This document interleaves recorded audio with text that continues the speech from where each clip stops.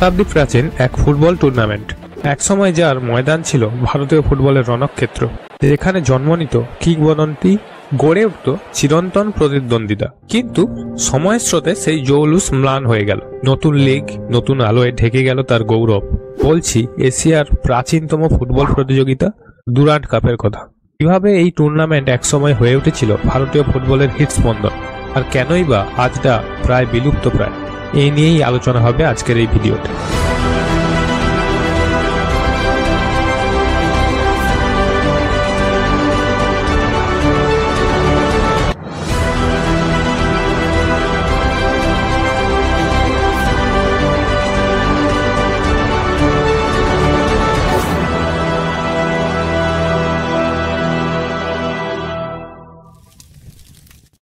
1888 খ্রিস্টাব্দ।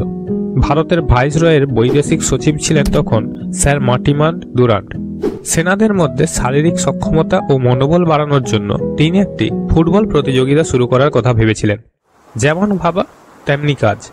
সেই বছরই সিমলাতে ব্রিটিশ আর্মি ও ভারতীয় সেনা রেজিমেন্টের মধ্যে অনুষ্ঠিত হলো একটি ফুটবল প্রতিযোগিতা। স্যার ডুরান্ডের নাম অনুযায়ী এর নাম হলো ডুরান্ড কাপ। প্রথমের দিকে শুধু সেনাদের মধ্যেই এই প্রতিযোগিতা আবদ্ধ ছিল, কিন্তু পরে অন্যান্য দলও এতে অংশ নিতে শুরু করে। 1925 সালে প্রথমবার একটি সিভিলিয়ান তথা ভারতীয় দল হিসেবে এই টুর্নামেন্টে আমন্ত্রণ পায় মোহনবাগান।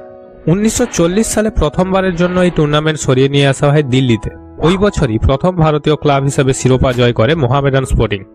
স্বাধীনতার পর 1950 সালে প্রথমবার অনুষ্ঠিত হয় এই টুর্নামেন্ট, যেখানে জয়ী হয় হায়দ্রাবাদ সিটি পুলিশ।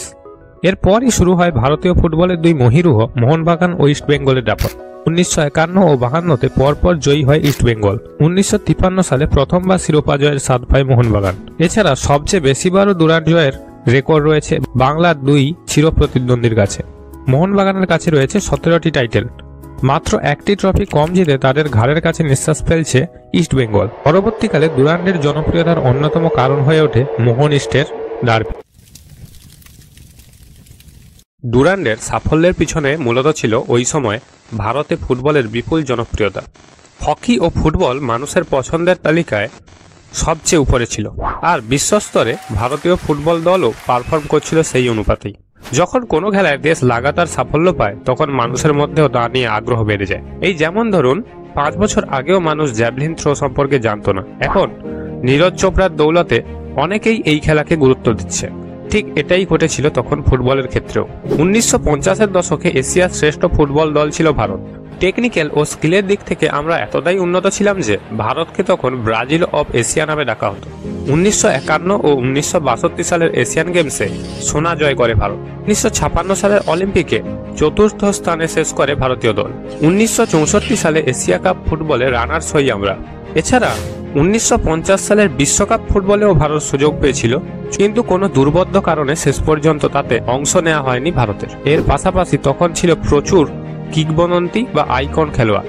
তাদের মধ্যে ছিলেন চুনি গোস্বামী, পিকে ব্যানার্জি, তুলসীদাস বলরাম, শৈলেন মান্না প্রমুখ। তাদের খেলা দেখতেই দর্শকরা নিয়মিত মাঠে ভিড় জমাতেন। এছাড়া তখন টুর্নামেন্টের সংখ্যাও ছিল যথেষ্ট কম।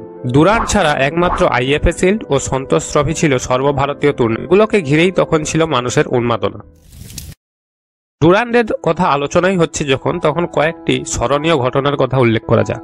স্বাধীন ভারতের প্রথম জাতীয় ফুটবল দলের অধিনায়ক ছিলেন তালিমারেন আও, যিনি 1948-এ লন্ডন অলিম্পিকেও ভারতকে নেতৃত্ব দিয়েছিলেন। তবে ডুরান্ড কাপের ইতিহাসেও তিনি ছিলেন এক আলোকিত চরিত্র। 1950 সালের ডুরান্ড ফাইনালে যখন তার নেতৃত্বে মোহনবাগান হায়দ্রাবাদ সিটি পুলিশের বিরুদ্ধে 2-0 গোলে এগিয়ে ছিল, তখন দলের গোলকিপার চঞ্চল ব্যানার্জি গুরুতরভাবে আহত হন। এদিকে পরিবর্ত খেলোয়াড়ের সুযোগ না থাকায় ক্যাপ্টেন তালিমারেন নিজেই গোলরক্ষক হিসেবে দাঁড়ানোর সিদ্ধান্ত নেন। যদিও শেষ পর্যন্ত মোহনবাগান ম্যাচটি হেরে যায়, তবুও তার এই সাহসী সিদ্ধান্ত আজও ডুরান্ডের ইতিহাসে কিংবদন্তি হয়ে আছে। ডুরান্ডের ইতিহাসে আর একটি স্মরণীয় ঘটনা ছিল 1960-এর ফাইনাল ম্যাচ, যেটিতে প্রতিদ্বন্দ্বিতা করছিল মোহনবাগান ও ইস্ট বেঙ্গল। ফাইনাল ম্যাচে দুই দলই গোল শূন্যভাবে ড্র করে। তখনকার নিয়ম অনুযায়ী টাই ব্রেকারের কোনো ব্যবস্থা ছিল না, বরং রিপ্লে ম্যাচ খেলতে হতো দুই দলকে। সুতরাং পরের দিন আবার মুখোমুখি হলো দুই দল। এই ম্যাচও শেষ হলো গোল শূন্যভাবে। শেষ পর্যন্ত আয়োজকরা দুই দলকে যৌথভাবে চ্যাম্পিয়ন ঘোষণা করে দেন। এই ঘটনার মাধ্যমে ডুরান্ড কাপ ফাইনালে কলকাতা ডার্বির উত্তেজনা নতুন মাত্রা পেয়ে যায়।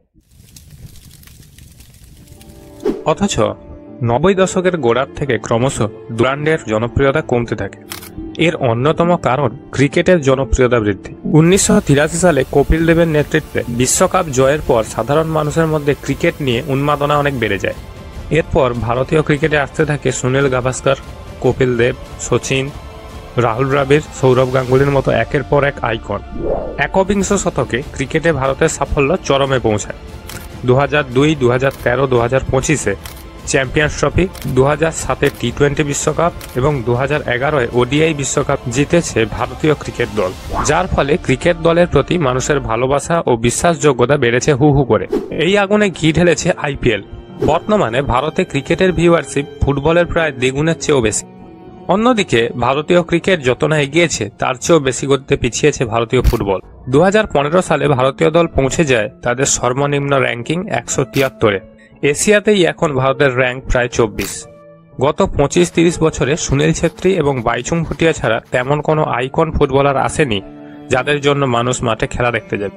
সাথে সাথে আই লিগ, ফেডারেশন কাপ ও আইএসএল এর মতো বড় বড় সর্বভারতীয় টুর্নামেন্ট চালু হয়, সেগুলিতে মানুষের আগ্রহ বেড়ে যায়। পরবর্তীকালে বড় বড় ক্লাবগুলি ডুরান্ডে অংশ নেওয়া বন্ধ করে দেয়। সরকার বা এআইএফএফও ডুরান্ডের প্রতি আগ্রহ হারায়, যারই ফলাফল ডুরান্ডের আজই ভগ্নপ্রায় দশা। তবে এরই মধ্যে আশার আলো দেখা যাচ্ছে এআইএফএফ এর কিছু সিদ্ধান্তের মাধ্যমে। 2021 সাল থেকে ডুরান্ড দিয়েই ফুটবল সিজনে শুরু করেছে তারা। ইন্ডিয়ান অয়েল, এসবিআই, কোল ইন্ডিয়ার মতো প্রতিষ্ঠান স্পন্সর হিসেবে যুক্ত হয়েছে ডুরান্ড কাপের সাথে। সমস্ত বড় বড় ক্লাবগুলি বর্তমানে অংশ নিচ্ছে এই টুর্নামেন্টে। সেই সাথে টুর্নামেন্টের জনপ্রিয়তা আরও ছড়িয়ে দেওয়ার জন্য ভারতের বিভিন্ন ছোট শহরগুলোতেও ম্যাচ আয়োজন করা হচ্ছে। এবছরই যেমন 5টি শহরে টুর্নামেন্টের আয়োজন করা হয়েছিল: কলকাতা, জামশেদপুর, শিলং, কোকরাঝাড় ও ইম্ফল। ফলে আশার ক্ষীণ আলো এখনো টিম টিম করে জ্বলছে। হয়তো আবার একদিন ডুরান্ড তার স্বমহিমায় ফিরে আসবে। আপনাদের কি মনে হয়, ডুরান্ড কি কখনো তার হৃতগৌরব আবার ফিরে পাবে? কমেন্ট করে অবশ্যই জানাবেন। তার সাথে সাথে এরকম ভিডিও আরও পেতে হলে চ্যানেলটিকে লাইক, শেয়ার ও সাবস্ক্রাইব করতে ভুলবেন না।